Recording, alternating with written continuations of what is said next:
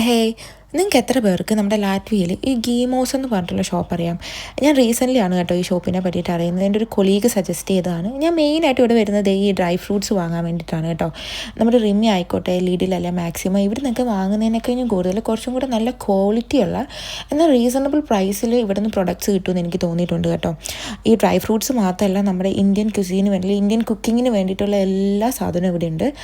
Chilli powder, all the curry powders എല്ലാം നല്ല ക്വാളിറ്റിയാണ്, നല്ല ക്വാണ്ടിറ്റി ഉണ്ട്. അതുപോലെ തന്നെ നല്ല പ്രൈസ് കുറവുമാണ്. നിങ്ങൾ പോയി ഒന്ന് ചെക്ക് ചെയ്യുക കേട്ടോ. ഇനി നിങ്ങൾക്ക് ബേക്കിംഗ് അങ്ങനത്തെ ഒക്കെ ഇഷ്ടമാണെങ്കിൽ ബേക്കിങ്ങിന് വേണ്ട A to Z സാധനങ്ങൾ ഇവിടെ ഉണ്ട്.